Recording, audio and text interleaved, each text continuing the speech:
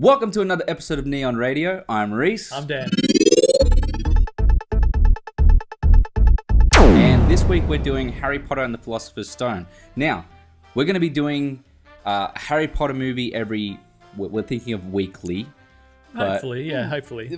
Dan's like, no, bi-weekly. But we'll see. We're going to be doing the whole series. We will be getting through it. So this movie follows an orphan boy who enrolls in a wizarding school and kind of learns more about his family, his friends, and also the wizarding world in general, and the evils that peruse it. Peruse? I don't know. Great word. I'm trying to come up with this on the spot. I had to write it. I should have written it down before. Maybe linger. Linger. That's a good word. Yeah, linger upon the world. Yeah. This is a classic. I'm just going to state now that I'm way older than you, and I didn't live through this in my pre-teen years, so I'm going into this with fresh eyes. Just saying. I know. Well, look, this is a nostalgia film for me, but not in the way of it's not a loving nostalgia film. It's not the movie I crave to watch. But yeah, I can understand that. Yep. You weren't 8 years old or 5 years old when you watched it. Yeah, not my. You were 20. I wasn't. He's gonna hate that. Make this go grey or something like that. We all know you tint your beard. No, I'm kidding. Okay, all right, getting straight into it. The story is pretty simple. It's about a young boy who ends up given to his auntie, and his parents are killed by a quote-unquote dark Lord Voldemort. And the V word. Yes, he who must not be named. And from there, it skips to 10 years later, something like that. Yeah. He is enrolled into Hogwarts School of Witchcraft and Wizardry. And from there, it's kind of like him learning about who he is and making new friends and fighting the evils that are surrounding him. Because, most people have seen this movie, and it is one of those things where Voldemort is this character that lingers upon pretty much Harry Potter like a bad smell. And Harry Potter is this big famous character within even the wizarding world. The acting's, these are young kids. The acting's I thought it was great. Really good. Daniel Radcliffe, perfectly cast. Alan Rickman, another one, just absolute legend. Warwick Davis is in it. And each one of the characters, Hagrid is such a memorable character within the movie. This feels like more of his movie than anything else. When it comes to how much screen time pretty much, and thought they put into him. And I will say this is a great. If you're looking at the whole series, this is a great start to the whole world, and it takes you into all the creatures, the lore. Just everything like that. It's just really, really, really well done. It's a fantastic introduction to the Potter world. Moving on to the cinematography, it's very simple, isn't it? It's great. It's not bad. It's vibrant though. It's vibrant. It's it appeals well for kids. It's the whole imaginative process or thought process behind it. It's really, really, really good. I think it's shot really, really well.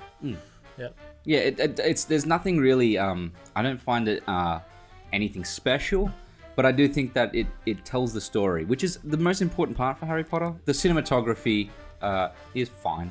I have no problem with it. That's great. The production design in this movie, phenomenal. This is where it shines. Yeah, the whole.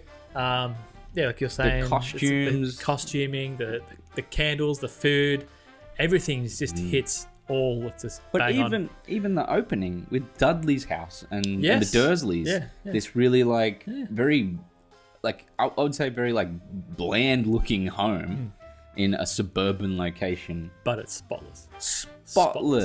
Because of Harry. That's about it. You sort of feel sorry for Harry in watching this movie. He's bullied constantly through his whole life, whole time. He's put down, but you know what? He's an innocent kid and good-hearted, and he pushes through. I found an interesting little factoid to do with a lot of the production design for the Great Hall in the film.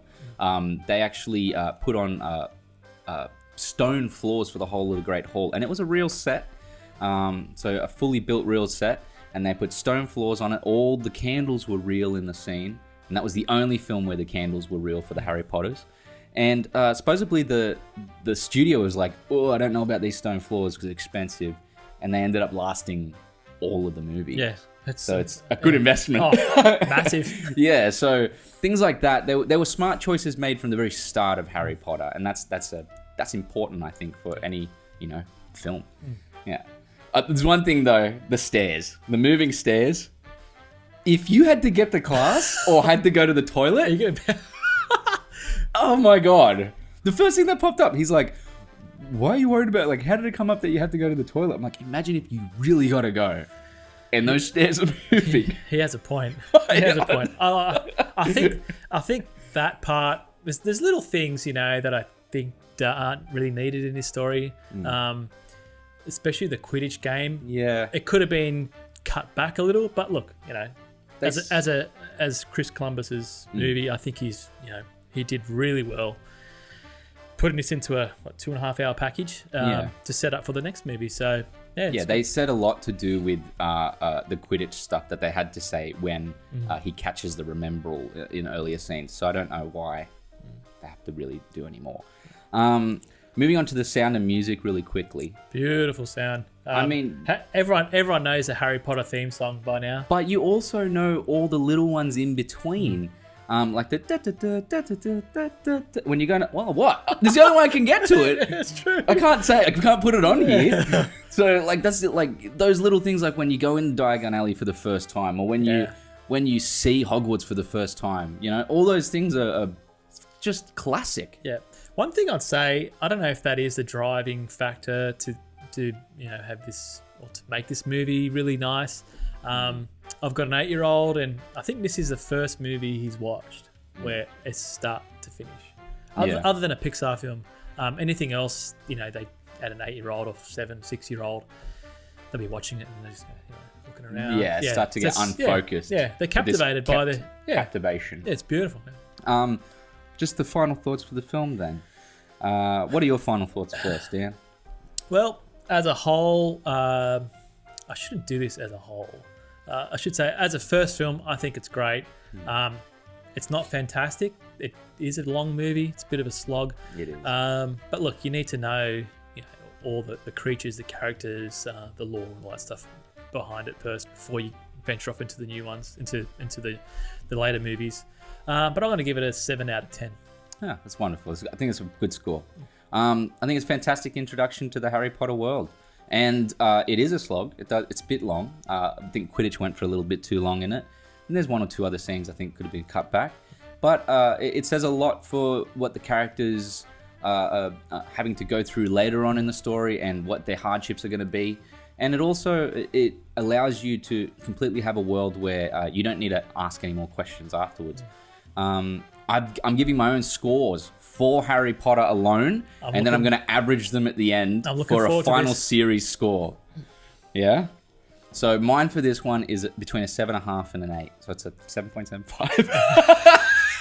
How is that possible? Why not? I make the rules with this one, so Fair enough. My own score. Yeah. All right. I hope you've enjoyed our review of Harry Potter and Philosopher's Stone. Tune in to Spoil Radio podcast, where we go much deeper with this film. Yes, actually, with Declan. With Declan, yeah, he makes an appearance. And follow Neon Radio on YouTube. Subscribe to us. Follow us on Instagram, Facebook, Twitter. We're on all the platforms. And we hope to see you next week. That's right. Yeah? You want to take us out on this one? Lights out.